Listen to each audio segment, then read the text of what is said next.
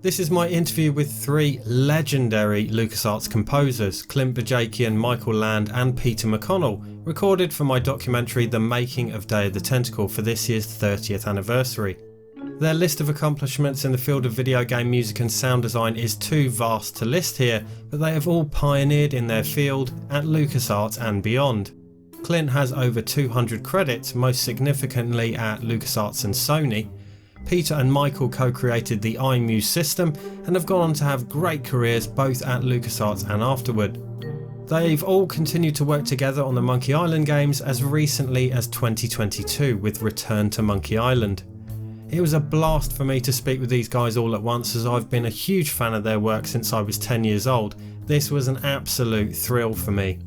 There's a Twitter link below where you can follow Peter. I don't think Clint and Michael have socials, and links to the full playlist of interviews and the full documentary.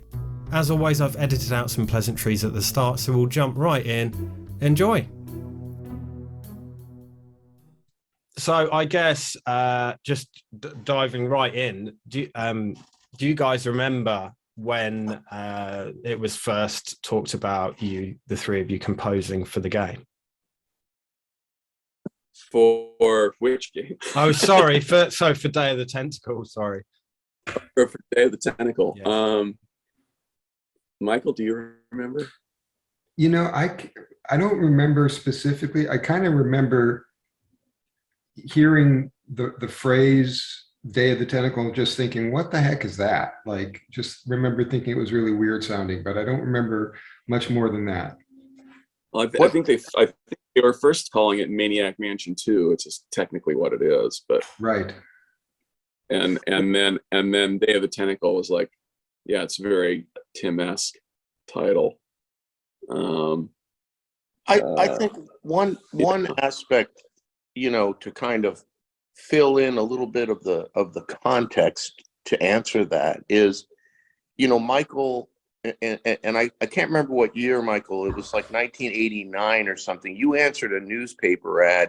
It was 1990, Yeah, and found yourself as with the skills advertised in the ad of computer programming and music composition as an overnight one-person audio department for Lucasfilm Games. At that time, it was Lucasfilm Games, and it was housed up on Skywalker Ranch.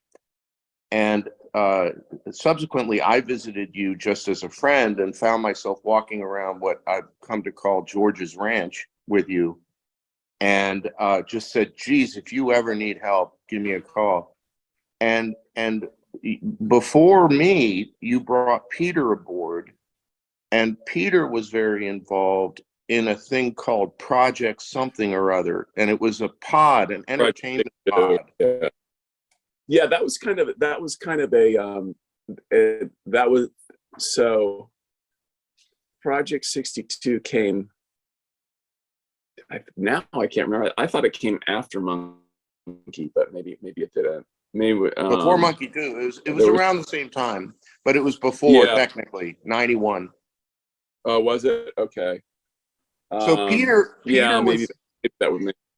Well, but forgive me, maybe I'm on a roll because I'm kind of trying to knit this together, and that is that you had a workspace over in another building, and we're kind of splitting your time between being a member of Michael's, growing at that time.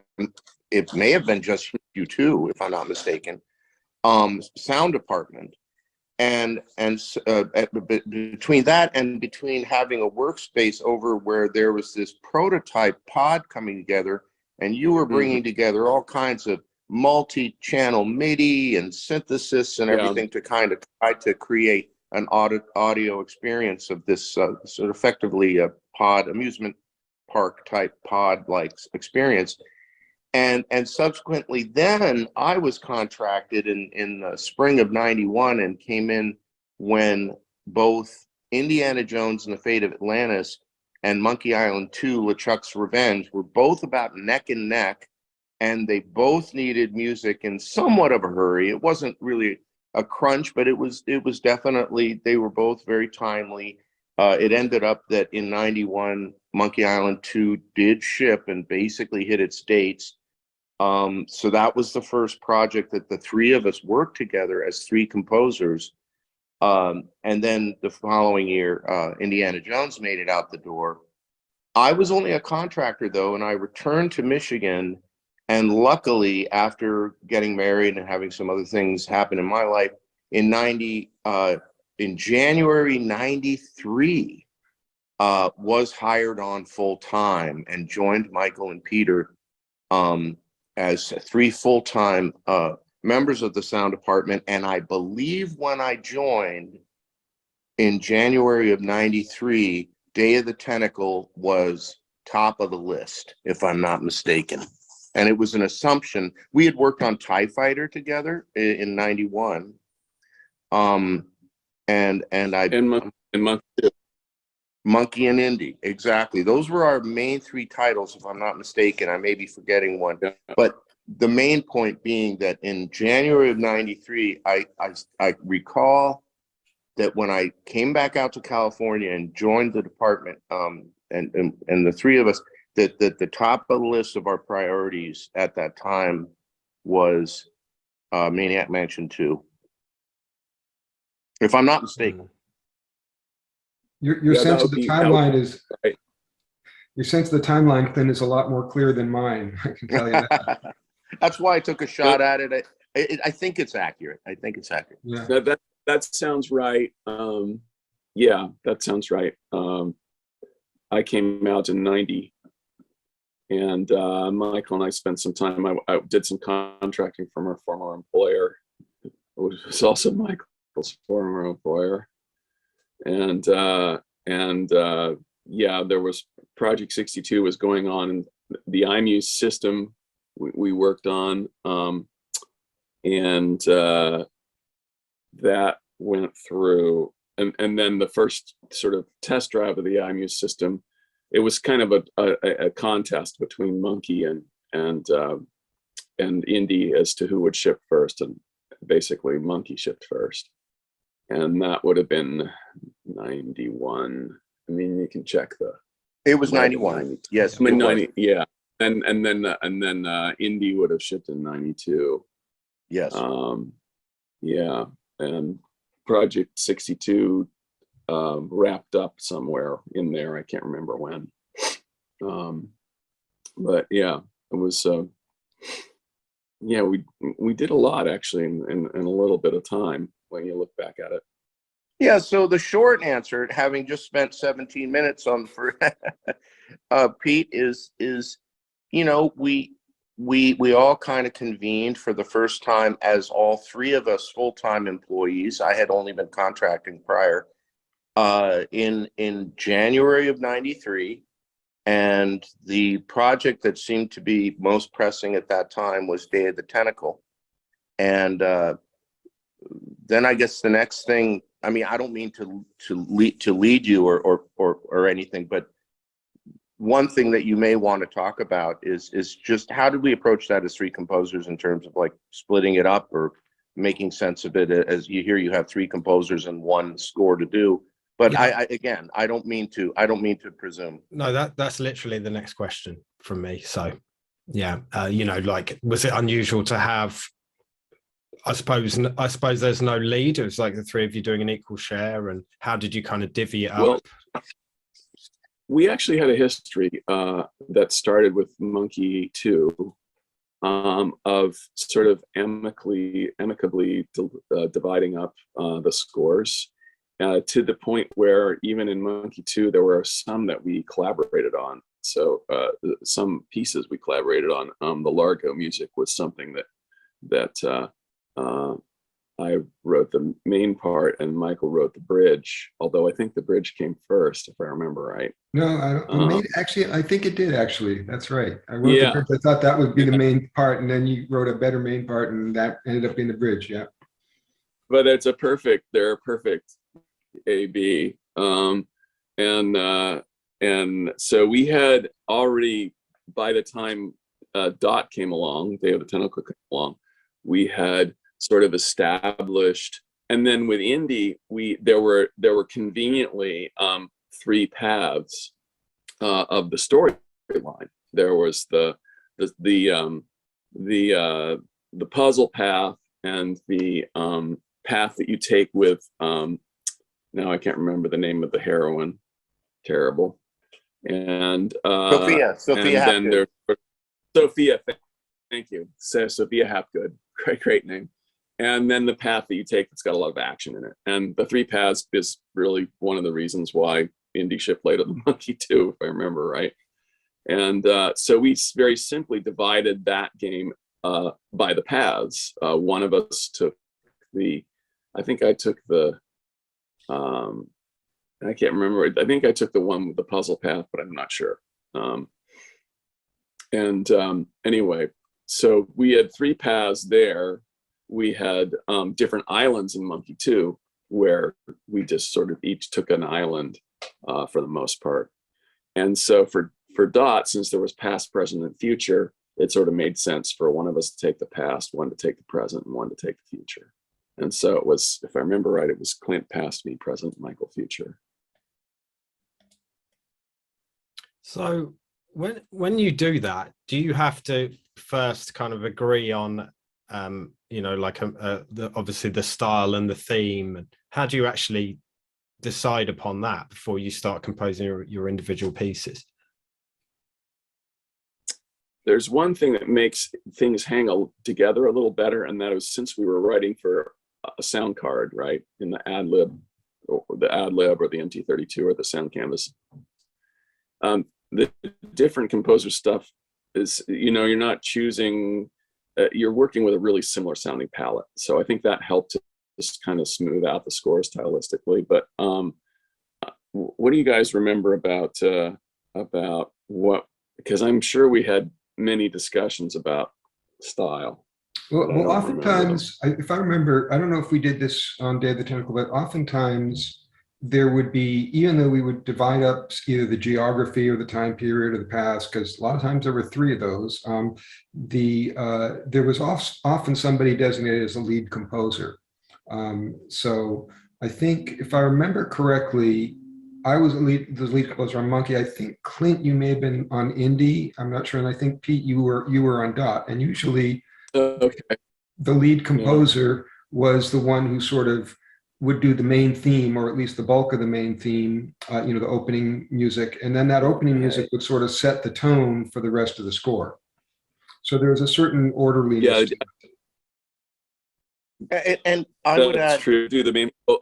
I'm just going to say real quick. Clint did the bridge in the main theme, which was the Tentacle music. So that we were still working on the same piece of, one pieces together in Day of the Tentacle. We actually, during the course of our working at LucasArts, we gradually kind of got more and more separate in our worlds, you might say, and that sort of coincided with the advent of the live musicians, being able to work with live musicians, and the scores being a little bit more individual as far as the composers went. Well, that's sorry, Clint. No, that's a really good point. Let me quickly embellish on that point, because that's a kind of a high level point about a period of about 9 or 10 years. And I think, just to say quickly, or kind of just elaborate quickly on that. Yes, in the early days, the technology was extremely limited, and it was what they call the Wild West, and literally the entire game industry, and nobody was exempt from this. And anybody who says they were is either out of touch with the reality of what they were actually facing, or just lying. And that is that every single day was a new set of problems that a given person had never encountered before. There were collaborative challenges and technical challenges, and how are we going to do this? And things were being solved for the first time every single day. And so there was a great deal of power that resulted from teamwork and collaboration, and putting our heads together and trying to figure out how to succeed in when at first glance there was no possibility for success in many cases. And so, but as the industry developed, as the technology and the platforms and the processing speed and graphics and everything improved, the games became more sophisticated, and it started, and you could have actual digital sound design. The resolution of the audio could be higher. There could be much more of a kind of artistic original take, which was, of course, the norm in Hollywood for almost 100 years. And that started to become the norm in the games industry. And of course, it has been the norm for easily the past 20 plus years. And so I think that is one part of how, for example, Peter was the obvious composer for Grim Fandango. I was very pleased to do Outlaws in like '97, which was a spaghetti Western. Michael he continued to head up Monkey Island, but also took on The Dig with a very personal score that referenced Wagner, and it just became, so I did want to elaborate on that. That is a really interesting point, Pete. I hadn't really thought of that in those terms before. Yeah. But what I just did want to say too, though, is two things. One, we would talk about style, and we would reference films, and it's very typical, called a style guide, or any time that at the beginning of a project, a film or a video game, people talk about, what kind of style, what kind of sound, what kind of tone or feel do we want? And we were all pretty unanimous and in sync with Tim Schafer and Dave Grossman on a kind of Danny Elfman, a kind of circus, big top, oompa, oompa, oompa, kind of comedic score. Of course, the three kids are complete nerds. Bernard and Laverne and Hoagie, they're their names. And so they're really quite comedic characters, and the artwork and everything. And then the second thing I just wanted to point out is that Peter, Michael, and I, there's kind of an uncanny synchronization of our backgrounds just in life in general, and the kind of entertainment we grew up with, and the kind of music we like, the kind of movies we like, our enjoyment of zany humor like Monty Python. All of us had a lot in common, coming to the table from three different directions, and found that we could actually work as, no pun intended, a three-headed monkey. Right. And I think if I remember right, Dot was the last one that because Dot was the last new game that we all worked on together. The Monkey Islands that followed, we all worked on. Yes, that's true. Yeah, Escape from Monkey Island, we all worked on. Michael was the lead and only composer on Curse of Monkey Island. And then, of course, Return to Monkey Island, we all worked on together. So obviously, like, the graphical style and everything is very sort of Looney Tunes and everything. So like you were saying, you're kind of going for a Danny Elfman vibe. Was that really just fitting in with that ethos of being kind of Chuck Jonesy that Tim and Dave wanted?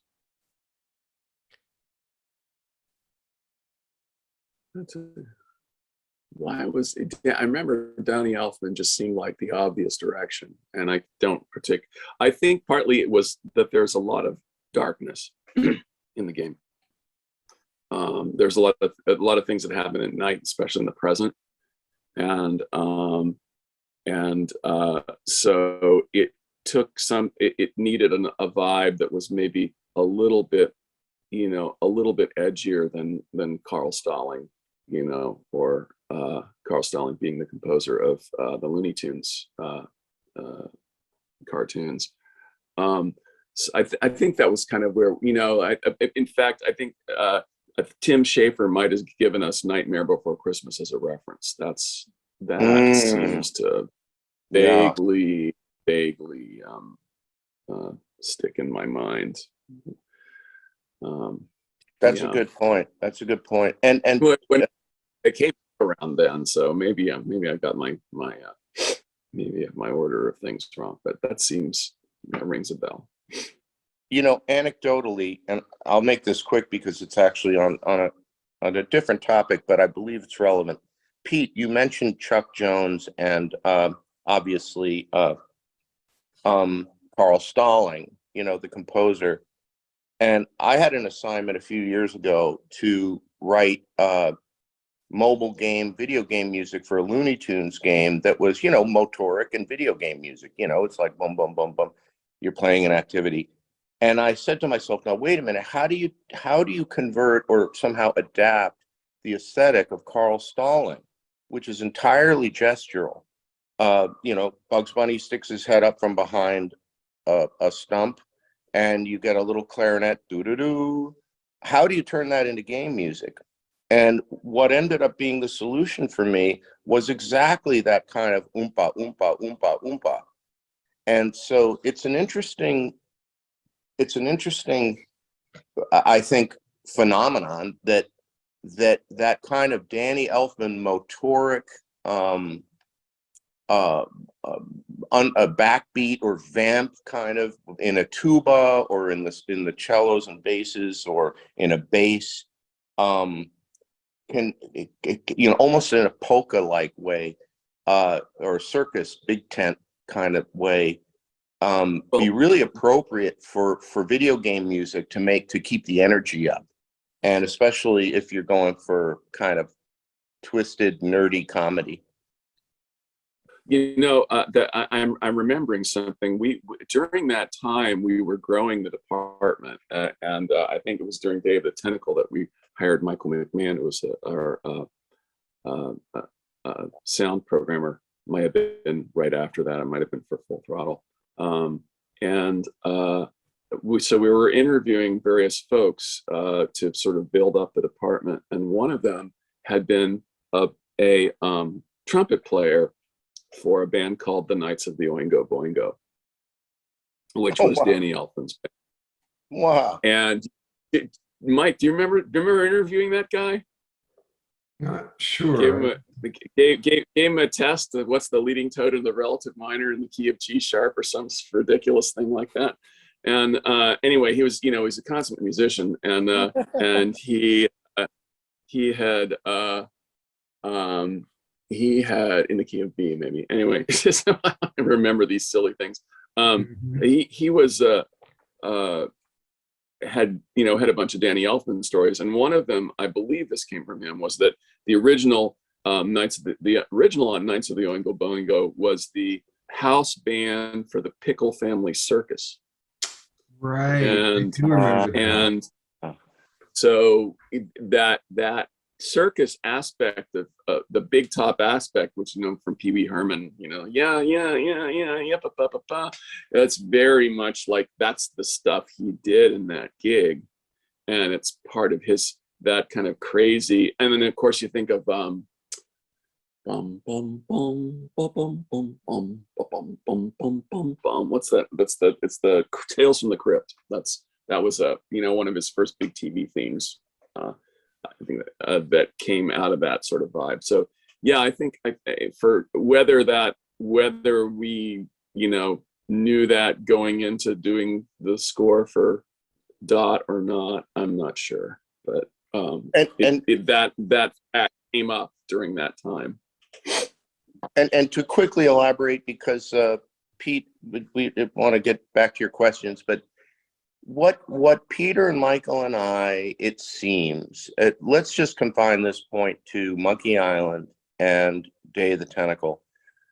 What we, I think, always try to do is enhance the world with elements that the rest of the disciplines on the project, art, storytelling, dialogue, voiceover acting, all the different elements other than music are incapable of bringing into the mix, i.e., where did this circus big top sort of feel come from?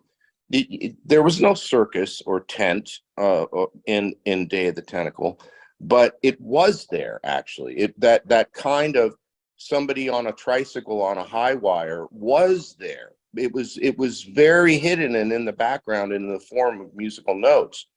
And the same thing in Monkey Island. If there's a pompous character in Monkey Island, we may bring in a harpsichord and sort of parody that character, that they're coming from a musty, conservative European fuddy-duddy, arrogant, place by using a musical instrument.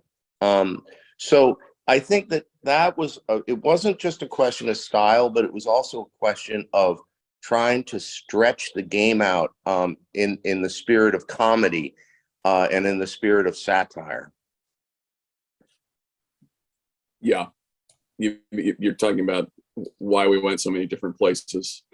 Yeah. Well, basically, if you bring in, that band was the band for that Pickle Family Circus or something. If we're bringing in kind of a circus oompa oompa thing, in other words, what we did was not really film score, because film score, you're supposed to support what's on the screen. You're supposed to get behind it and support it. What we did is we added new elements that weren't there. Sure, we were trying to support what was going on, of course, but we were also adding dramatic elements that were somewhat incongruous in some ways, and thereby added to the satire and the entertainment factor when you're talking about Tim Schafer and Ron Gilbert and Dave Grossman zany humor. Well, in that sense, it is a little bit like Danny Elfman. I'm not Danny Elfman, like Carl Stalling, because in the Looney Tunes, the music is, I think, more of a character than it is in a lot of other visual entertainment. And I think in Dot, that was also true, that the music was kind of one of the characters in the, yes, opposed to being that's just 100% supportive. It was, it was, and because that's what you want in that humor calls for that. I think that's also true of the Monkey Island music. That's kind of a character absolutely. in the score. So how much do you have to understand the game, as in, a particular puzzle or a particular scene, and think, okay, this needs a little bit to be a bit more sinister, or stuff like that, or even like Peter Chan's backgrounds? Do you use any kind of influences from that side before you start composing a particular piece? Peter Chan's backgrounds would be a big one. Yeah, actually, those are very inspiring. They have a lot of feeling in them, and I would always be looking at those a lot of the time when composing. Yeah, I looked at the backgrounds at least as often as I'm looking at those characters. And now, was that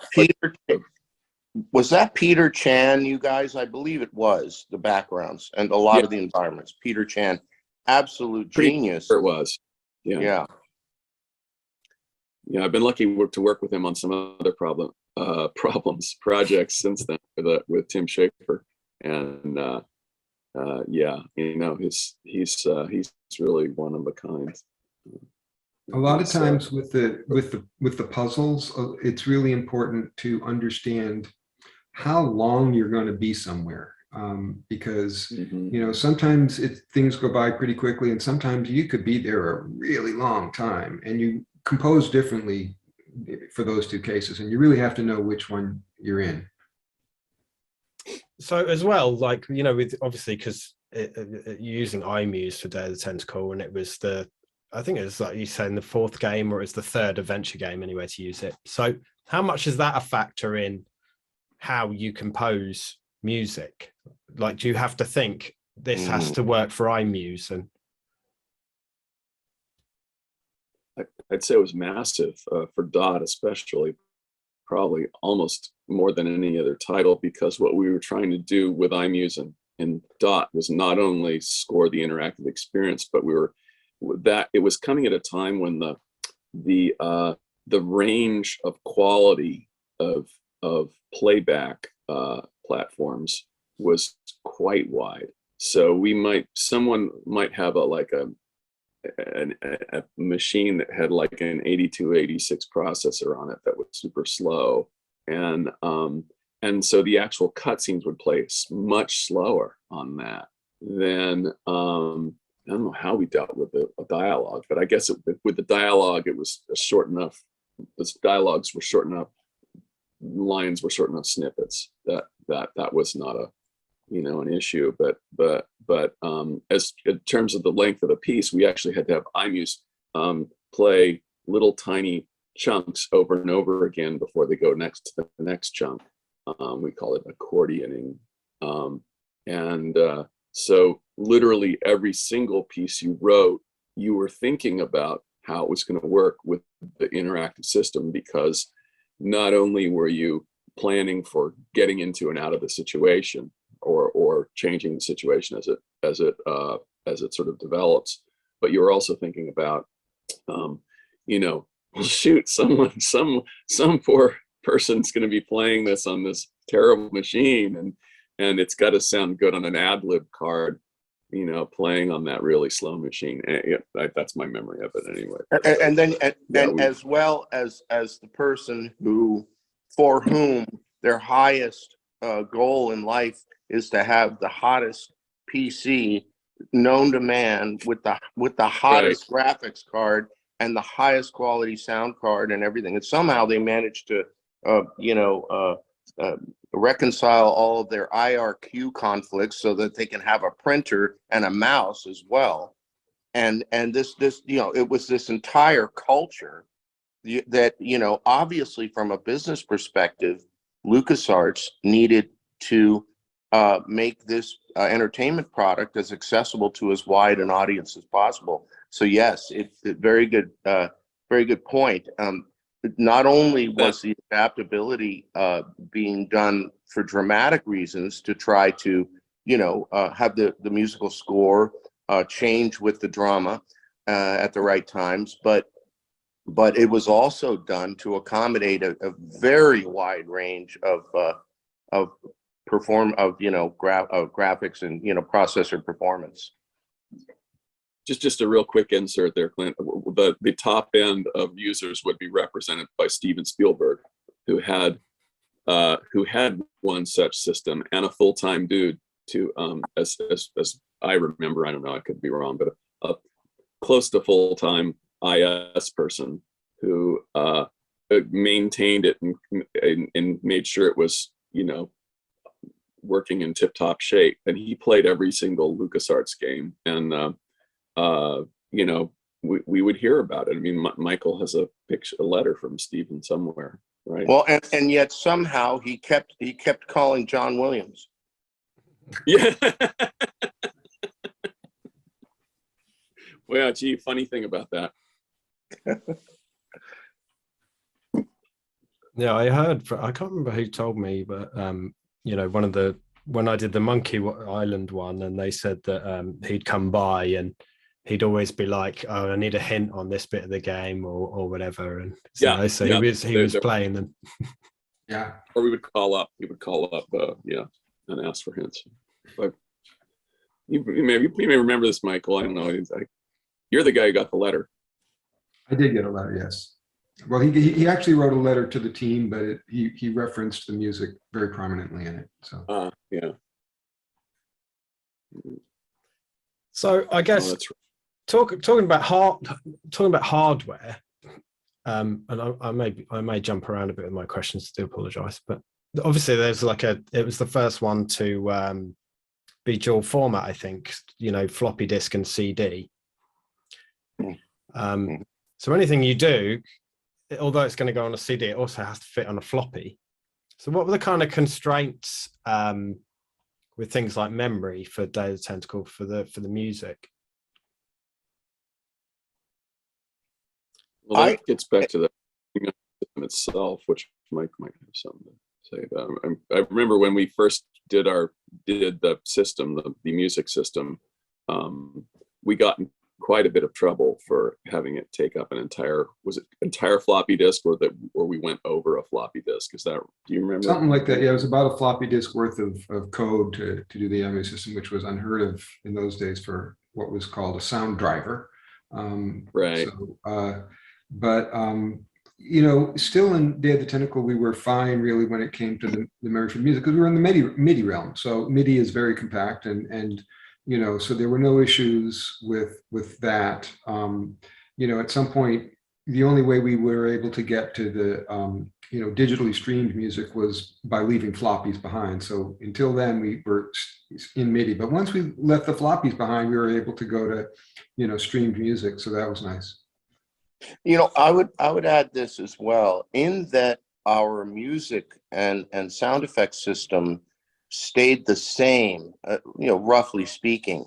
That the introduction of the CD-ROM did not alter our approach to sound effects or music. It really was pretty much the same level of constraints. And what was the talk around town, and what everybody in the company was excited about, was the fact that we could have a full voiceover, what we called a talkie. And it was so fun, and I think everybody loved using that word talkie, because it was borrowed from the days of film. I don't know if it was the 1920s or what it was, when movies could all of a sudden, 1 by 1 to 2 by 2, have actual audio dialogue. I don't know if they had to put a needle on a record or how they did it. I'm not sure exactly what the technology was in the very beginnings, but they called them talkies, and everyone was really excited about it when that happened in film. And it really felt, in a way, like an analogy to us. It felt very analogous that we were about to release our first talkie. And so really the CD-ROM, from an audio perspective, was 99.5% about having a spoken, audio dialogue, and really almost, if I'm not mistaken, not really any change in the music or sound effects technology. I might be slightly mistaken, but I think that's my recollection. No, I think that's right. I remember proof of the fact that I am the worst predictor of technological trends who's ever lived. I said talkies were going to be a flash in the pan. No one was going to want to deal with them. It's really, really remarkably dumb. But yeah, we called them talkies, and we really enjoyed. In the early days, we actually were able to do some of the voices ourselves, but that was quickly and wisely taken away from us. That work. Although, Pete, it wouldn't be fair to me not to quickly plug that I was Darth Vader on a number of products. And I was Yoda a couple times too. Right. There you go. No, but the Darth Vader, Clint was the best Darth Vader for a really, really long time. And in fact, he did a Darth for a company event that where George attended, and they were announcing some new big product, and they had a guy come out in the Darth costume and speak at this big auditorium for an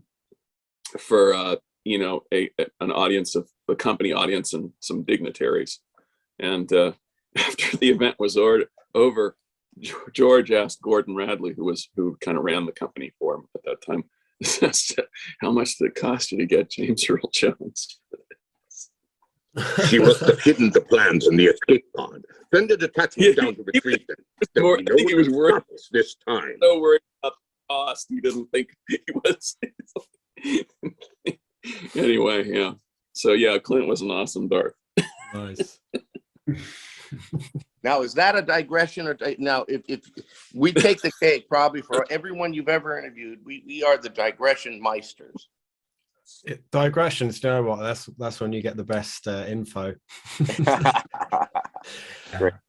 Speaking of voices and sound effects, Clint told me that you, Peter, you do a very good Looney Tunes wobbly head shake sound effect.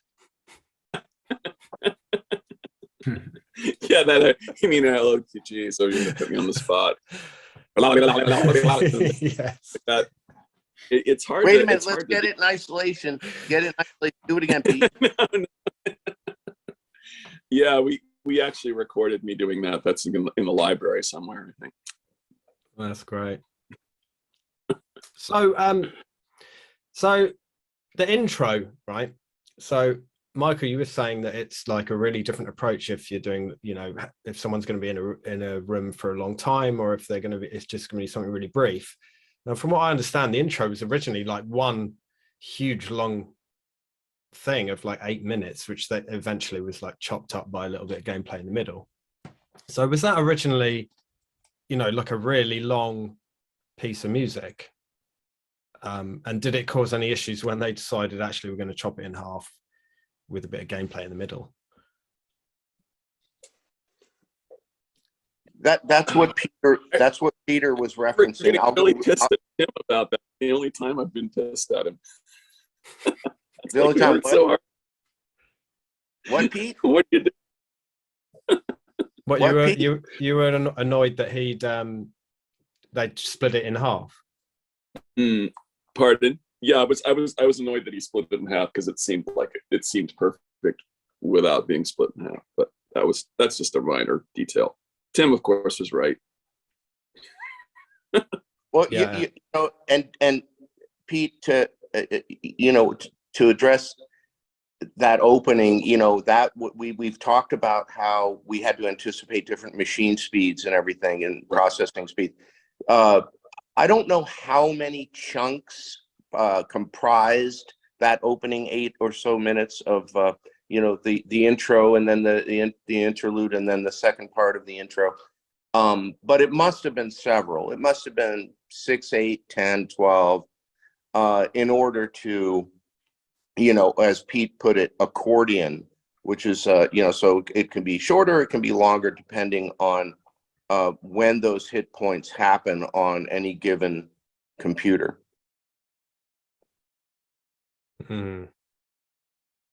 So but yes, effectively it was meant to behave like film score. It was meant to behave like with hit points and synchronization and all of the ideals that go along with film score. But of course, then you have to jump through all the hoops, and the iMuse system greatly assisted in that being able to be done, as musically smoothly as possible, given the great variance of machine speed. So did you guys have, other than iMuse, were there any other tools that you would use? I know they had several at Lucas, but I don't know if they were anything to do with music, with strange acronyms and what have you. We had to kind of build a lot of the tools. When we started to make the transition into live music, and that was Full Throttle was the first it wasn't the first digital thing LucasArts did. That was a game called Rebel Assault, programmed by Vince Lee. It was that's a whole story there. I won't get into that. It was fantastic, a huge milestone. And when we heard what Vince was doing with John Williams scores, we're like, okay, well, I guess now we got to do that. So Michael pretty much rewrote iMuse along with Michael McMahon so that it would be digital, and I was kind of the guinea pig for the first incarnation of that, which was in Full Throttle. And we didn't have much in the way of, like, it was kind of hard for some reason in those days to justify, like, I need a Pro Tools system. It's like, what do you mean you need a Pro Tools system? They cost $4,000. That's completely ridiculous. So we kind of limped along in terms of how we would record the live music, as I recall. And there was a lot more. So for instance, a lot of the recorded digital music in what do you call it, Full Throttle that's actually just dubbed from different synthesizer sounds. There's not much, if anything, in the way of real live music, which for me was, in retrospect, it's like, geez, I could have at least done a slide guitar that was real, as opposed to playing it on a sound canvas. A situation that has since been rectified, by the way. But point is that we didn't have the, we just didn't have like great studio resources in the beginning. I think after Full Throttle, that's when we moved to a new location. We built a studio, and we actually fixed that problem pretty so that when the next live project that we did, or which was really the first live project, that would be that was Monkey. It was one of the Monkey games that Michael did. That was kind of the virgin flight of the studio. Then we had real resources like a decent control room and recording room and serious soundproofing and state-of-the-art board and gear and so on. But in the days that we're talking about, we didn't have any of that stuff. It was just kind of like my rock and roll band's resources were probably a little better than my office resources in some ways.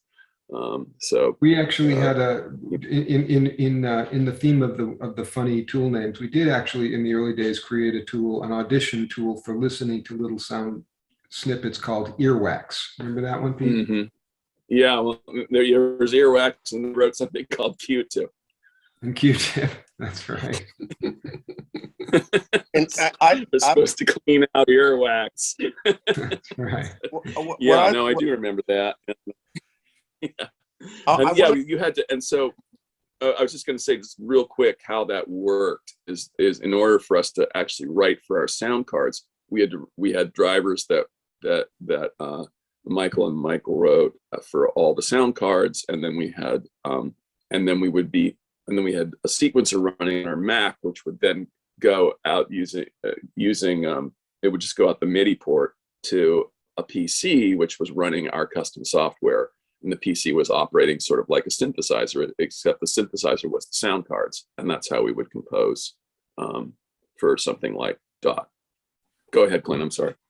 I just wanted to also go back in time a little bit, but to the days of Monkey Island 2 and Indiana Jones: Fate of Atlantis and Day of the Tentacle, and talk about the development system. And I'm hoping that, Michael, you can step in and both of you guys, because you both you collaborated on the IMU system and this authoring system. And Pete, in any such situation, like Weiss, I'm sure you've heard of, or Fmod, or other sorts of middleware solutions, or audio development and then audio runtime solutions, you're going to have, ideally, and you better have, or there's going to be quality issues, an authoring component and a runtime component.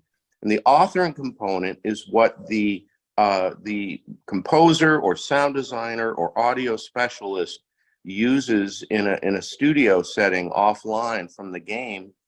And then the runtime component is the actual engine embedded in the code of the game that basically executes everything that was designed in the authoring phase.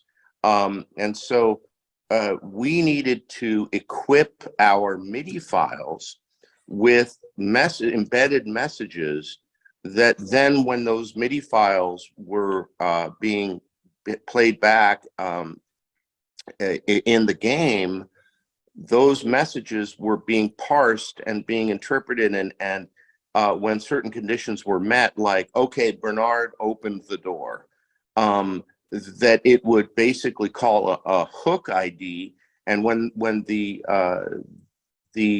criteria for that ID was met, the next ID of that description or number or value in the MIDI stream would trigger whatever command was embedded. It could be a jump command, it could be a part enable, it could be a part mute, it could be a pause all sound. It could be a number of different types of commands that Michael and Peter designed for the IMU system to do. And what I'm hoping, Michael, is that you can take the ball, but I just want to finish by saying the authoring environment we were on a Macintosh. So this is 1992, 1993. We were on a Macintosh with several components running simultaneously that all talk to each other. And these were pretty primitive Macintoshes compared to today's standards. So it was pushing the machine quite a lot. There was a central sort of MIDI hub. And then there was a HyperCard stack. And HyperCard was something that gave a user kind of a high level of ability to create different command structures and functions. And Peter and Michael used HyperStack to basically we would have our MIDI sequencer, which was Performer, Mark of the Unicorn Performer running. And when we wanted to put, let's say, a jump hook on every downbeat, we would put our MIDI sequencer into record onto some track like called a control track or something. We would then go over to our HyperCard stack where we had pre-configured and gone to the page called jump hook, set the value to 17, for example, and then hit send. And it would send how that works. What was it? What was it called? A sysx message. It would send a sysx message through the internal virtual busing system into the recording track on Digital Performer. And then we would quantize it to the downbeat of bar 1, copy it, paste it to bar 2, paste it to bar 3, paste it to bar 4, etc. Now at every bar, when Tim Schafer or Dave Grossman called, okay, Bernard opened the door, jump 17 or 17. I'm not sure what Dave called. You guys would know better. But it would basically, almost like a mailbag being picked up by a passing train, it would grab the hook and maybe jump to the transition that then transition to a new piece of music. But anyway, Michael, I am hoping that you can comment on this, because this is a very interesting part of how we worked and how the iMuse system worked, and how about the authoring component and the runtime component. Sure. So first of all, well done, Clint. You Yeah, it was really good articulated in very, very good detail something that I had completely forgotten about, which is the HyperCard part. Yeah, I remember there was HyperCard. Yeah. Yeah. That was very well explained. Yeah, the jump hooks were kind of the bread and butter, because the jump hook would have a hook number which was enabled by the game, and then a destination, and that's all it was. But you could do anything with that, because the other thing we would have would be just unconditional jump. So you come to the end of one chunk, but it jumps to some other chunk, and then we also had random jumps where you would have a jump hook that had 3 destinations, and it would pick one randomly when you hit that hook. So you could really mix it up with that stuff. And then of course similarly enable and disable, we'd had conditionally enabling and disabling parts. So that was pretty much it. That covered the horizontal was covered with all the different forms of jumping, and the vertical layering questions were covered with the different part enables. And that was actually, you could do pretty much anything you wanted with those, fundamental capabilities. The thing that we discovered really, and I think maybe Dot might have been the last game that we did it in the original way, was that the game side of this equation, the game programming side of this equation, was very high overhead, because you had to constantly be communicating with the game programmers, set this hook when the door opens, okay, and then set that, turn this hook off, if he opens the door but closes the door within a certain amount of time, turn the hook off. All this stuff that was very meticulous, and took a huge amount of interacting with the game team, because they were doing the low level mechanics of all the musical transitions. And so around maybe probably right after DOT was when we said, you know, we need to abstract this. And so that's when we came up with this concept, what we called states and sequences. You know, the current middleware programs call them different things, but a state was something that was a condition that could last indefinitely. And a sequence was something that just happened for a finite amount of time. And everything that occurred in the game that had any kind of musical impact was categorized as either a state or a sequence. And the game programmers then would just have to, we'd have a big list of states and a big list of sequences that the game team would program into the game. And then the composer would figure out, okay, well, when this state goes to that state, set this jump hook. And, you know, when this sequence starts, you know, set this other jump hook. And then when the sequence ends and goes back to a state, you know, set this jump. And we could then mock up all those states. And so then we created a tool in the Mac, which was a bunch of basically buttons on a screen that were connected by purely decorative lines, but the lines were really helpful because it could tell you what connected to what. And these things look sort of like subway diagrams. And you could then essentially click around in the Mac and essentially exercise the score the way the game would be exercising the score, and hear how these, you know, which transitions worked well, which ones didn't. And that actually became sort of the main tool we used for the last few years. Little bit tiny detail there. That tool was called iMac before anyone had ever invented something called an iMac. The iMuse, I think, was the first thing out there that put a little I in front of the rest of the acronym, which turned out to be this huge cultural meme almost in the 90s. But I think, you know, generally speaking, what we were solving, right, was an asynchronous problem, a problem where, you know, there's gonna be input in from the game, from what's happening in the game, and what input from the user. And that needs to be handled by an intelligent system to make musical changes in a musically appropriate way. So how you distribute where the control is. At first, it was very micromanaging from the actual game script, as Michael was describing, where you had to make all these little calls, and it was prone to bugs, and you actually had to sit down as a composer right next to the guy who was doing the implementing, or the woman who's doing the implementing, and say, okay, now here, do this here. I mean, we spent many hours doing that. And so, but I think our sort of successive versions of solving this problem came from the fact that we both worked at this company called Lexicon, an audio company before LucasArts.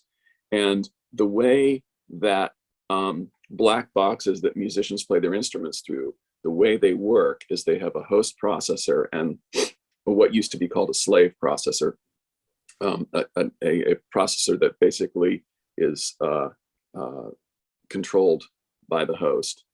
And so that second processor does all the DSP, actually does the code, constantly running code to change the audio. And the host processor is taking the user input and setting what were called hooks in the second code's code, the second processor's code. And that's how reverb units work and digital delay units work. And so we were basically taking that principle and applying it to a game system. So we were kind of lucky, I think, in some sense, of having worked at in this one environment where we learned this technique of dealing with asynchronous problems, and then could apply it in this totally different situation that involved music itself. Yep, very true. Yeah, they had different nomenclature that we don't use anymore for those processors. So is there any technology used for, I don't know if this is your department, so excuse me if it isn't, but like, who did the, is there any technology for syncing the voices for the talkie, or is that just you wing it, or? Lynn, I was can okay. I can speak to that because I actually remember very specifically, with a plus or minus 3% of error. And that is Eric Wilmunder. Eric being spelled with an A, A-R-I-C, Wilmunder, W-I-L-M-U-N-D-E-R. And he developed a technology that made the mouth move with the waveform. So that basically he was I don't believe, and certainly for Dot, I don't believe that the waveform was being analyzed to the extent of being able to discern between different types of consonants and different types of vowels, such that an O would make the mouth round and etc. I think it was just the mouth open, mouth closed, but it moved with the waveform, the audio waveform, and it was tremendous. So I believe I just happened to remember that. Eric Wilmunder developed that tool, and the people in the voice department were overjoyed, and it was really cool. That was Eric. Yeah. So what about sound effects? Who did sound effects for Day of the Tentacle? Boy, that'd be you, wouldn't it, Clint? It might have been me. Yeah. Yeah. I don't know who else it would have been. Yeah, I think it was. I'll tell you, Pete.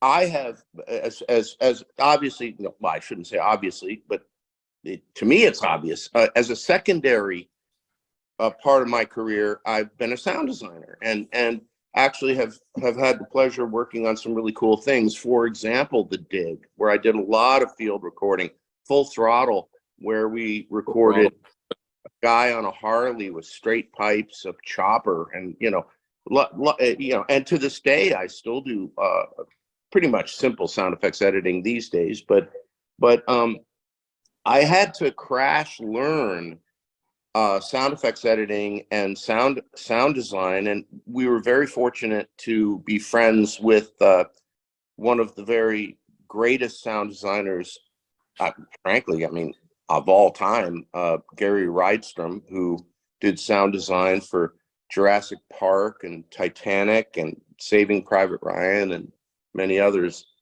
And we would occasionally have what's that? I said those would be 3 of his Oscars, I think. Oh, there you go. And his first gig, I think, was Empire, if I'm not mistaken. But wow. So we would occasionally hang out with Gary, and because of the affiliation between LucasArts and Skywalker Sound, and we would have lunch, and I learned so much from just talking to him and him telling stories, and he would tell a story about something he did, and then I would run out and try to do it in my own way, in some sort of baby steps way. As the platforms throughout the mid 90s continue to develop and allow for higher and higher res digital audio.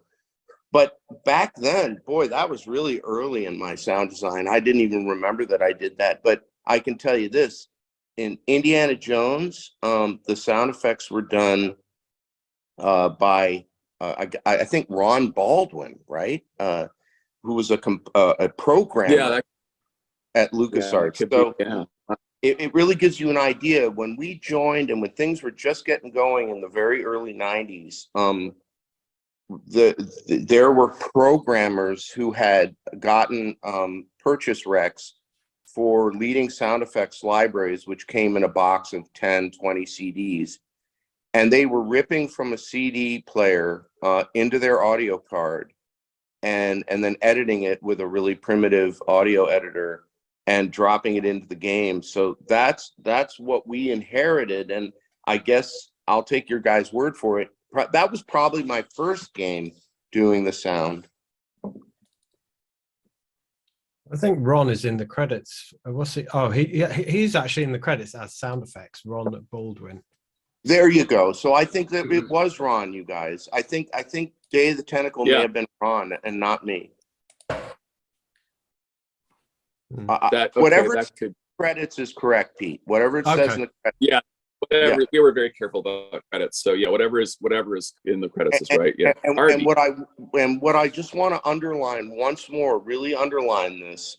Picture a programmer whose job description is to be a programmer and a game designer and a level designer, and with a CD player on his desk and a couple of libraries, ripping sounds that seemed like the best thing for the job and then editing it in a 2-track editor. I can't remember what it was called. SoundForge, maybe. Or maybe it was before SoundForge. No, designer did it. Oh, he would have done it on a PC, right? Not a Mac. PC. So it might have been early SoundForge. Yeah. I think it may have before SoundForge. And then he would just rip it and save it as an 11-bit 8-bit 11 kilohertz mono wave file, and maybe even somehow compress it further, for all I know. And so yeah, maybe it was Ron who just put everything in, but Peter did do the head wobble. Right, that's true. Nice. One little bit of live recording. Yeah. I was just going to say that connection to Skywalker was very inspirational for us. So people like Gary Rydstrom, also Randy Tom, who's another sound designer there, and Walter Murch, who's an absolute icon in the industry, who's done both sound design and film editing, and pretty much saved a Gene Hackman movie called The Conversation. And restored. Walter Murch is like I say, he's an icon. He restored the sort of original director's version of Touch of Evil, the Orson Welles film. Anyway, these guys, we could actually visit their offices, see how they worked, watch Gary Rydstrom, scoring something and just picking up a microphone and going, and that's the sound. I mean, it's like they're very, freewheeling creative people, and we didn't have, we weren't working in a Dolby surround room like they were, but it was very inspirational to actually watch them do that and then translate that into our little world of 8-bit 11K at the time. And to add to that, Pete, Ben Burt, of course.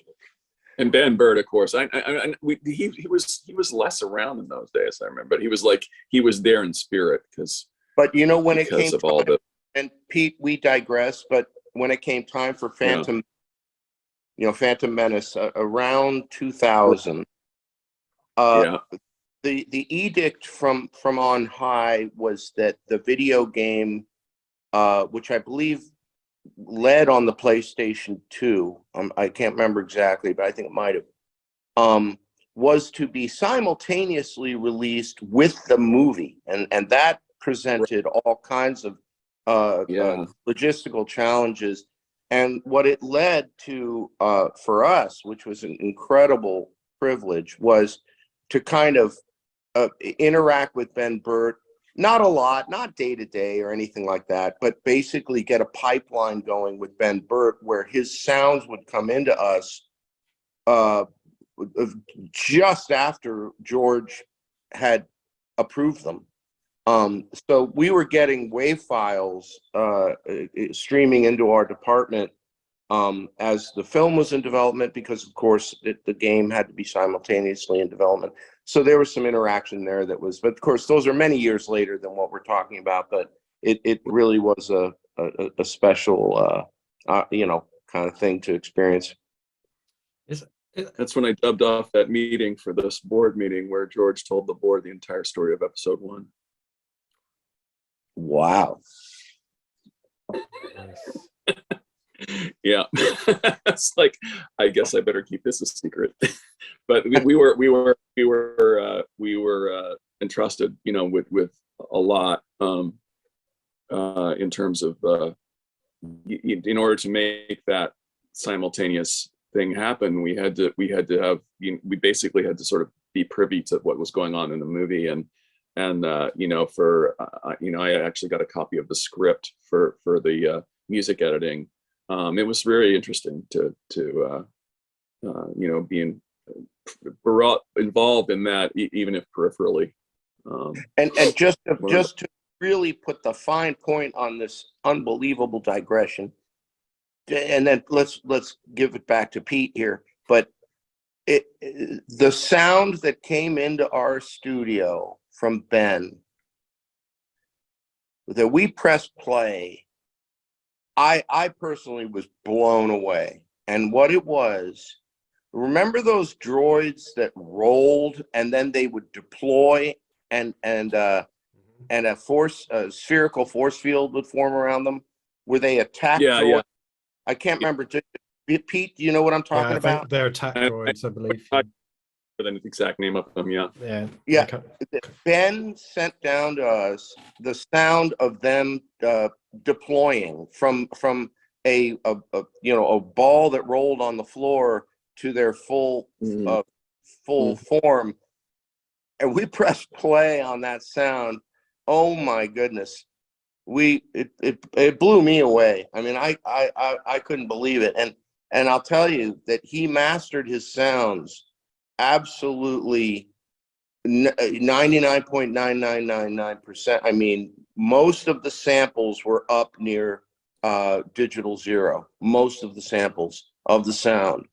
So they were balls out. I mean, they were loud and intense. And anyway, I just wanted to share that one little experience. It was amazing. That particular sound just blew me away and really made me realize how special it was that we were in this kind of simultaneous development together. Yeah, the branch was also going through a transition then, where again, George had given the directive that everything had to go digital. So all of the sound effects from the original sort of Star Wars movies were in this, library of tape, and they all had to be transferred. And there was this huge sort of transition going on where, and Clint, do you remember where that sound that you got from Ben, was it all digital, or did it live in the analog realm at some point? I think at that point that Ben was using all digital, all Pro Tools. All digital, yeah. They had Pro Tools. I think they still use didn't they still use a Kurzweil? Not a Kurzweil. No, I know what you mean. Yeah, no, of course they do. I think they probably still do. Yeah. The Synclavier. Yeah, Synclavier. Yeah, but whether that sound was created in part or in whole on the Synclavier or not, I don't know. But I know that they pretty much, as you know, everybody uses Pro Tools. So that's the point of the film in terms of just like editing and mixing and everything. But yeah, but it was, boy, what a sound. It was so fun working on that project. I forget which Star Wars film it is, but there's like a Wilhelm scream in one of them, but it's not the original. It's Ben just recreating it, but it sounds exactly the same. Oh, that's so funny. Yeah. I didn't know that. Well, a good reference for the Wilhelm scream is in A New Hope, episode 4, in the reactor core on the Death Star, when Luke shoots a stormtrooper off of a deck and he goes, he drops and his body falls 100 meters down into the reactor core. There's a perfect Wilhelm scream right there. But yeah, you wouldn't believe it. And I'm going to try to share it with all three of you guys, because this was the funnest thing ever. I got a recording of the actual recording session where you hear the director directing the actor through about 5 takes of screams. And the third one is the one. Yes, it's amazing. It's amazing. Somebody just sent it to me recently. I couldn't believe it. The first 2 are like, or whatever he's like. And apparently the storyline is the guy is being attacked by a crocodile. Okay. So that's the storyline. He's being attacked by a crocodile. And then the director goes, no, I mean, you're really in pain. It's a real scream. And then boom, out comes the Wilhelm scream. So I will send you guys that. I know where to find it, and maybe not tonight, but I'll definitely tomorrow. I'll share that. It was one of the coolest things I ever got from somebody about a week ago. Oh, that's cool. Yeah. I died a lot. You know, nothing here in Sector M. Yeah. Yeah. So what were Tim and Dave like as leads on the project? And you know, how does it work with music? Do you kind of just you do a bit of music and you run it by them and get their opinion on it, or?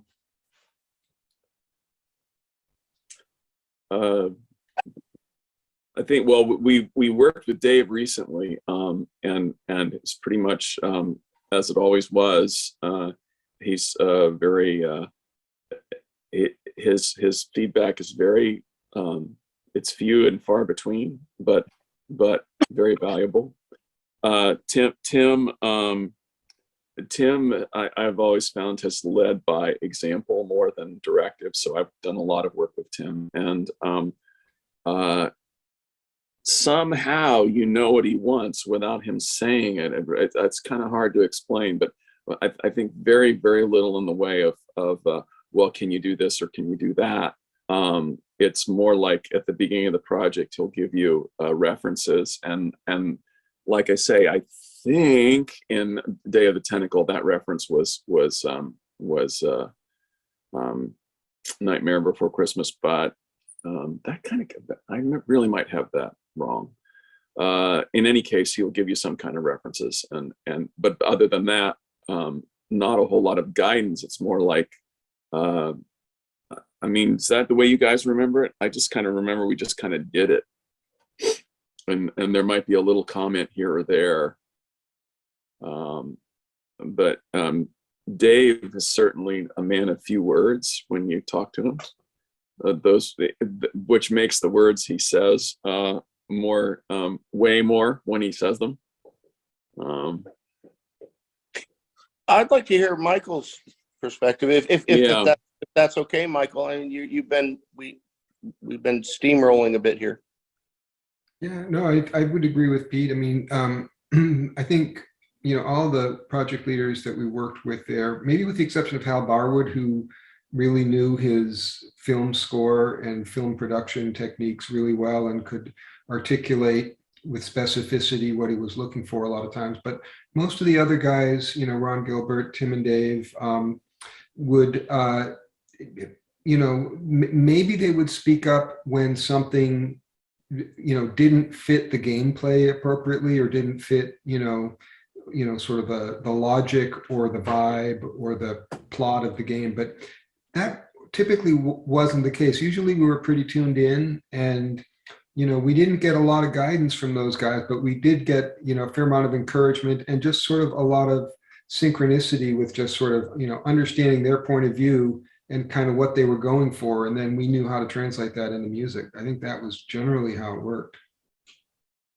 And to add to that, exactly that, Mike, we got the humor, we got the vibe, and so we would do a take on it that may stretch the chord a bit. It may stretch like a rubber rope. It would stretch it into some where we're taking the liberty of being satirical in some way and trying to plant a stake in the ground that's our own, that's like trying to be funny in our way, that is connected. And it may be a bit of a stretch, but the reality is they love that stretching. They love that stretching. They want their composers to stretch. I think in a way you could almost express, and maybe this is a bit of a dramatic way to express it, but it could be true to say this, that their worst nightmare in a composer would be someone who kept coming to them looking for what they wanted and trying to figure and trying to get them to articulate what they wanted day to day, and somehow trying to please or trying to slot their music into the situation as they best understood the situation. Again, this is not film score. What we've done for those guys is not film score. It is not supportive underscore that is meant to enhance but be a background, unseen, unheard, just felt, right? This is what some of the precepts of true film score are. I've even heard that some film composers say, when people tell me they didn't even notice the music, I know I've succeeded. That's BS, in my opinion. And now, of course, I'm a composer, so I'm completely biased. But to me, that's BS, right? But this is true. This is one of the precepts that's out there floating around. If they don't notice my music, I know I've done a good job. Well, okay, fine. So in other words, you're saying your goal is to enhance the emotion in a way that's unseen, unheard. It's ninja. It sneaks in under the lines, and it does this sort of psycho stuff that serves the director and serves the story. Okay, great. But that's not what we tried to do. We tried to actually jump up on stage with them, as we said earlier about an hour ago, and form another character in another element that had its own sort of push and pull, effect on the emotional reaction of the player. And so Dave and Tim and Ron, for that matter, when they see that one of us has planted a stake in the ground that stretches, that does some sort of cartoony or satirical take on it, they're all too happy to just let it go. And yet, yes, as Michael said, and Peter, when they do call you on something, which is few and far between, but when they do, it's always important. They're always pointing out that somehow you've missed the dramatic mark. You have somehow not, somehow it's going against the emotional play that they're going for. And it's always wonderful to receive that from them. And the revision is always extremely easy because it's so clear. Their communication is so clear, and it's so clear how you miss the mark and how you can now hit it. So a long follow-up to Peter and Michael, but that's what it's like working with those guys, is basically they appreciate when we stretch it. And I would just add real quickly to that I think the sort of outsized role of music in those games has to do a little bit with the technology. In other words, since there wasn't a full soundscape in the games that could be realistic, we just didn't have the bandwidth or the disk storage to have that much sound in the games. The music took on this different role that, especially obviously when there wasn't talking at all, where the music just had to be a more present force in the game. And I think that's changed a little bit over the years as games are more cinematic, but that's kind of the tradition we come from. It's almost, like the organ that's playing in the silent movie theater to tell you what to. Great analogy. Yeah. So obviously you've all done a lot of amazing soundtracks, but these real old ones like Monkey Island, Day of the Tentacle, they're still like massively popular. I saw Day of the Tentacle was released on vinyl recently, right? And does that surprise you that people are still loving this music from these games 30 years on? Yes. Yeah, I'd say so. Yeah. I think we were lucky to be on the scene at a time when something new was happening. and when something new happens in the culture, people, that becomes something people hang on to. And also, and I think, well, I was just going to say, I think the creative spark that was specifically happening at Lucasfilm Games, in those early days, because there were other, companies doing story games at the time, and I don't know that the scores from those story games have lived on as much. But I think there was something about, the spark of creativity for those games. They were just so whimsical and just creative, and it inspired the music to sort of live up to that standard. And I think that's a big part of where that, longevity comes from. Yeah, totally To agree. embellish on that quickly is, yes, this whole conversation would be incomplete without referencing and calling attention to the overall as sort of cultural, aesthetic, God, what would be the word? Aesthetic goals, the culture, basically the culture of LucasArts, with people, with leaders like Larry Holland and Noah Falstein and Hal Barwood and Tim Schafer and Ron Gilbert. I mean, these Vince Lee, Dave Grossman. These were Sean Clark, Michael Stemley. There was a resonance, and I think it came from George Lucas. I think it came from Indiana Jones. I think it came from Star Wars to a good extent, but I think more so there was a zaniness that was just sort of assumed.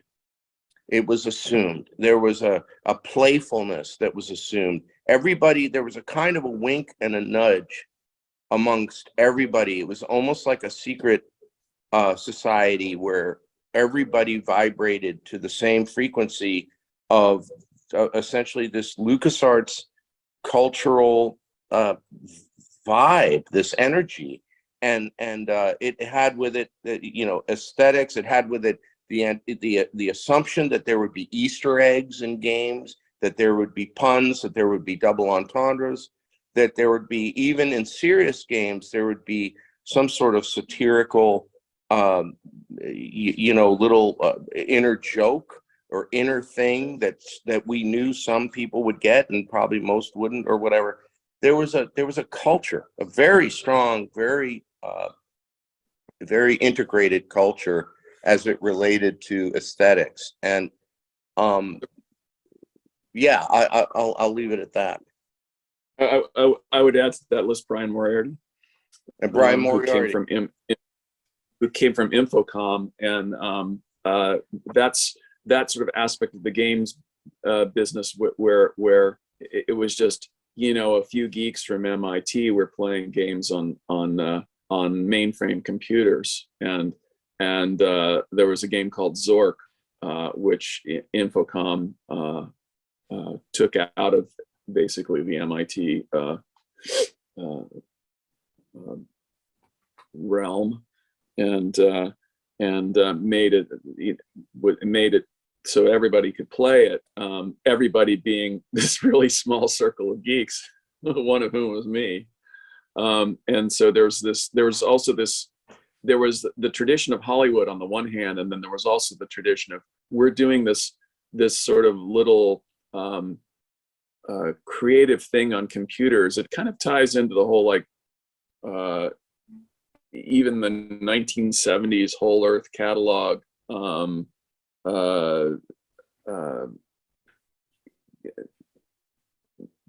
technology is something to explore, and it's a new sort of positive thing. I'm trying to remember the guy's name now, but anyway, it was that there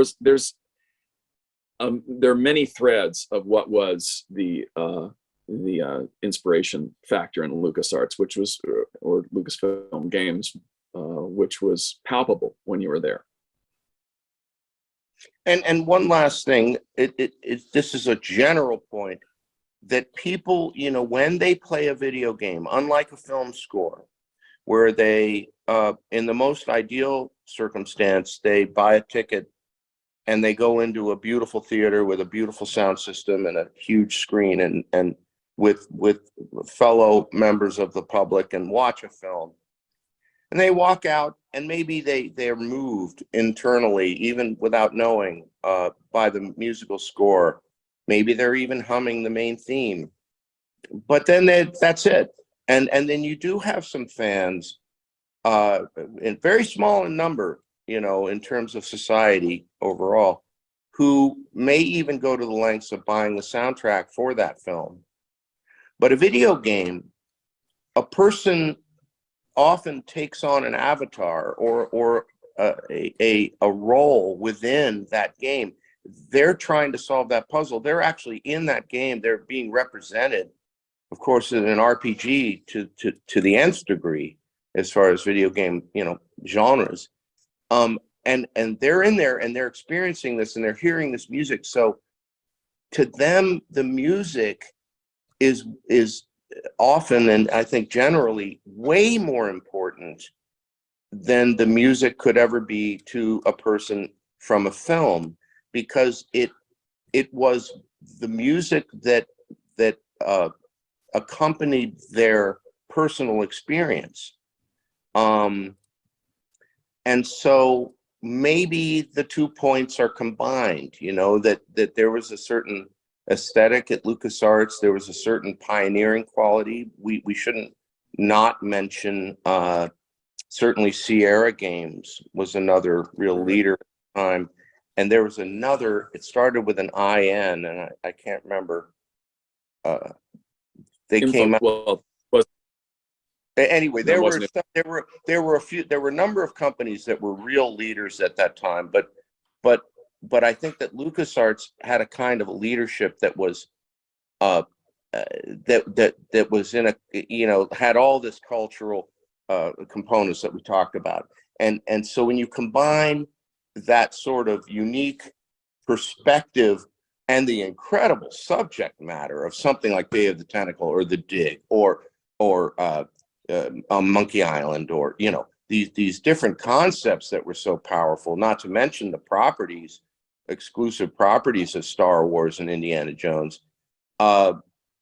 coupled with that point that I'm trying to make about how music to a gamer has a special importance because they actually lived that game personally, may explain why we're still hearing from people 30 years later. But other than that, the short answer would be, I have no idea. Well, it was also kind of it was almost like an academy. The person whose name I was trying to remember is Timothy Leary. We actually had him come and give a lecture. If you know anything about Timothy Leary, that's pretty out there.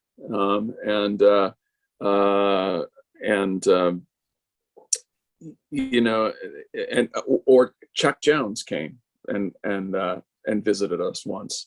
And so did the late Marvel. Yeah, Stan Lee. Stan Lee. Yeah. So I mean, you actually got to, even though we were in this tiny niche of a market, because of Lucas connection, we were actually able to learn and be inspired by some pretty major cultural figures.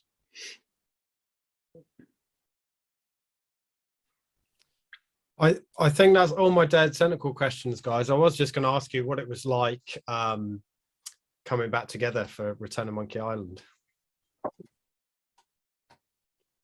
Great. I mean, it was just like the old days. Yeah, it really was. It's like we a lot of the work was remote, but we had a sort of intuitive understanding of how to mesh the gears. Each of us, we're very compatible but different, and we just sort of instinctively know how each of us sort of gravitates to the part that we're best at, and fits around the others, and it just works. And so we really, the score came together way more quickly and way more painlessly than one would have expected, given its nature, just because of everybody kind of knew exactly what to do and did it, and it worked.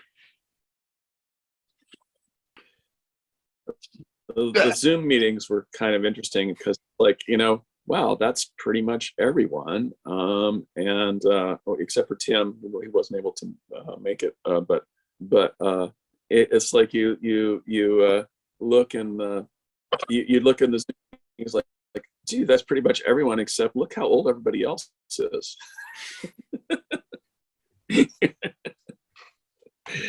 Oh, look, everybody's got a beard and it's white hair and stuff, and but it was like remarkable thing. You wonder if in 30 years we're going to do another one. Yeah, we might. We might. That could be thing.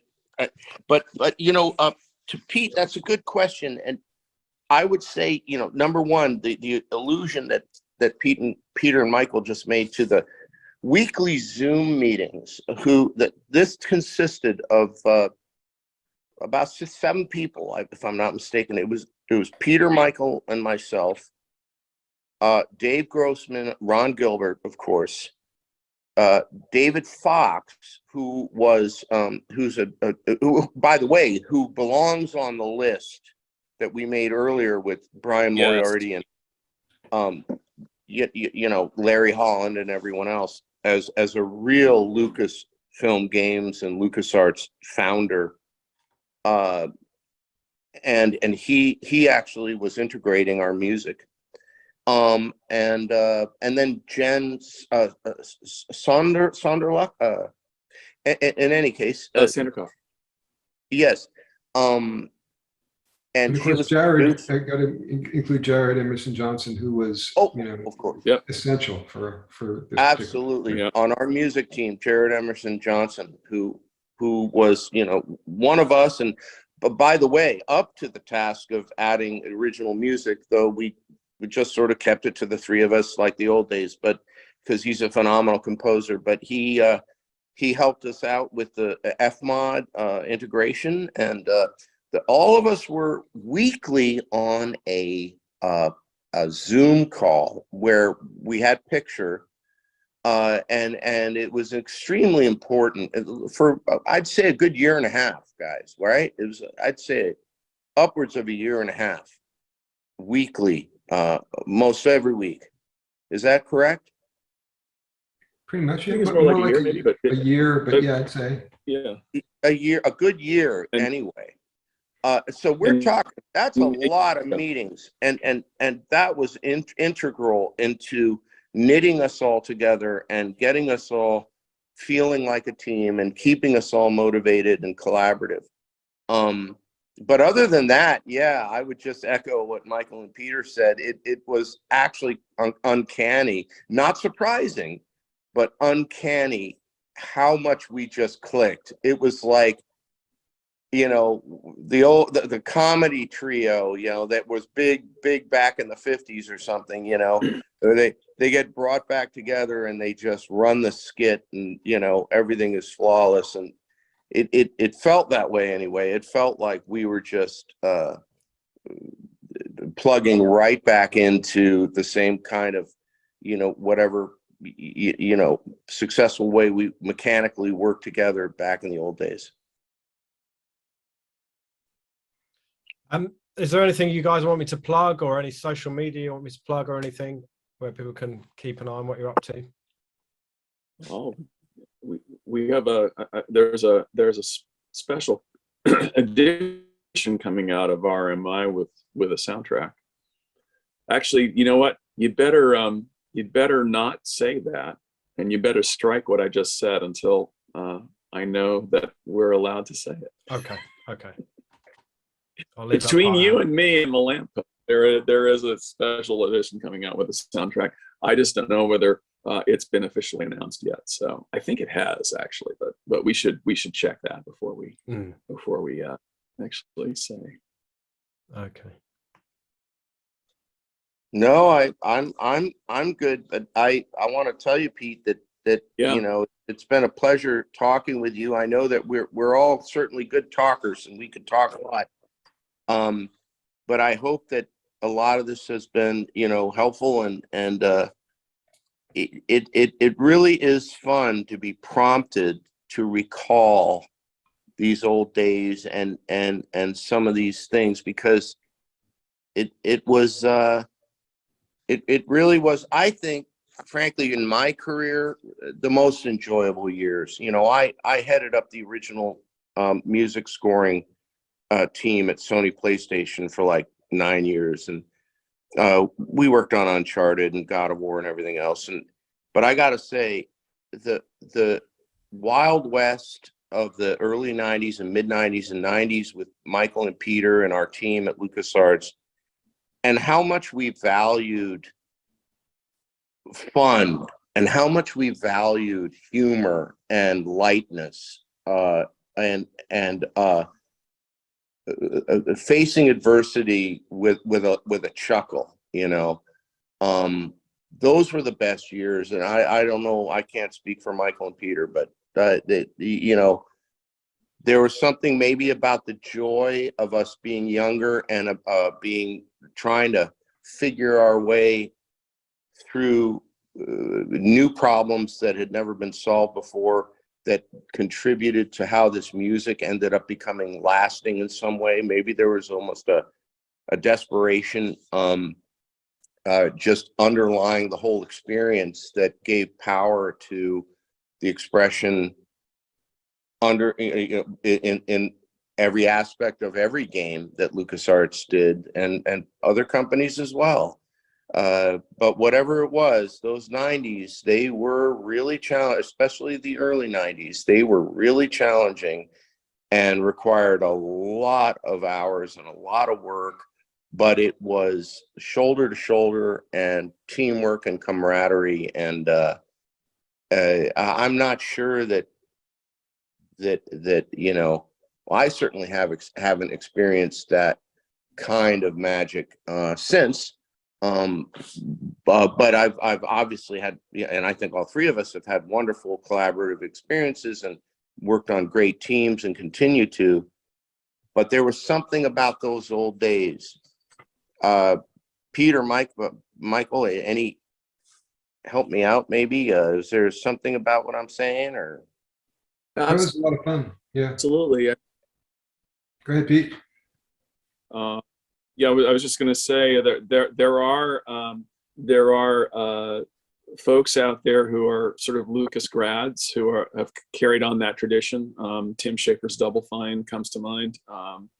Also, Telltale Games is another one, and so it's kind of like having had a very special teacher. And you go out into the world and you carry on that teacher's tradition in the best way that you can. And I don't know that you can exactly duplicate the early 90s LucasArts vibe, because the whole industry is in such a different place now. And then just the very idea of games was almost subversive. And now it's really mainstream, you know, culture. So that's something that you can't really duplicate, the beginning of something later on. But we were lucky to have been part of it. By the way, the special edition, the collector's edition of Return to Monkey Island has in fact been announced, and including the original soundtrack. So we're totally okay to say that. Good. I Yay. should have done my Googling before I spoke up. Yeah, but that's it. Anyway. Hey, Pete, let me ask you a question, Sure. because it's only fair. I'm kidding. I look in the background of your beautiful office space there, and I observe these. So you, I mean, maybe tell us a little bit I don't mean to prolong the call, unnecessarily, but tell us a little bit about yourself. I mean, it seems that you really appreciate the Lucas properties, and tell us a little bit about how you do that, how you go about that, and what you do and what you're up to. Well, I mean, this is really a hobby thing for me. All the YouTube thing and the, making the little documentaries and everything. So my day job is like I kind of fell into that. So yeah, it doesn't really excite me, the day job, although I like the job and everything, but like this is my kind of creative outlet. But yeah, I mean, I love all the Star Wars was massive to me when I was a kid. So I was born in 1980, and we didn't really get we didn't really get the Star Wars films until quite late here in the UK, as in on television. So they weren't out until like 87, 88. So I was like really prime age to be seeing those films. And the toys were massive here and everything. But, so you can see there's obviously there's a ton of Lucas games, some of which you can see. So like Sam Max, there's like a floppy and a CD Day of the Tentacle. And then the two Monkey Islands, they're actually Amiga versions. Because I had an Amiga when I was a kid. So when Monkey Island came out, I first played it on Amiga, and then we eventually got a PC, and I played Day of the Tentacle on my PC, and I've got an old DOS PC set up here and an Amiga. I've got like 5 CRTs in here and old screens and everything, so I can play all the original stuff. So like they're not just on the shelf for decoration, like I can play all the original stuff. Wow. And you get the fun trying to work out how to get the sound card working and everything that you mentioned earlier. Yeah. That's always the thing. Yeah. But yeah, I mean, they're just these games. So like the games you guys did the scores for, like Monkey Islands, particularly the first two Monkey Islands and Day of the Tentacle.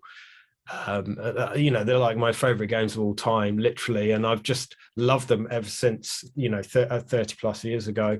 I still play them all the time. It's just, and like you said, there's something about that era, I think, for me as well, that I was becoming a teenager, and it was a kind of a time for me when games could really start to tell a story properly. And I think that's what Lucasfilm Games / LucasArts really did the best, is putting you in that story and actually telling a great story and making you feel something beyond, I'm going to jump over this enemy or whatever video games were doing at the time. I think that was a real kind of transition to interactive storytelling at the time. And I think, LucasArts were pioneering at that. And that's probably why those games still kind of resonate with me now. Isn't that great? Yeah. Well, it's nice to hear about that. And boy, it's really cool to hear how much you appreciated the LucasArts games, and definitely nice to hear. And thank you for that appreciation. What is this current project? Is it going to be a web-based thing or a video? Yeah, it's going to be it'll be a video on YouTube, which I'll just call like the making of Day of the Tentacle. Probably I've done a couple of them. I did a Monkey Island one a few years ago with Dave and Ron and Mark Ferrari was on that one. So that was cool. That is cool. Nice. But yeah, I'll just I'm hoping to, the 30th anniversary is on 25th of June. So I'm hoping, if I can pull my finger out, when I get back from Switzerland, I've got like 7 weeks. Hopefully it's enough time, but we'll see. Thank you. Thank you. Much Thank you. appreciated. Yeah, thank you for your appreciation and the opportunity to tell you about it.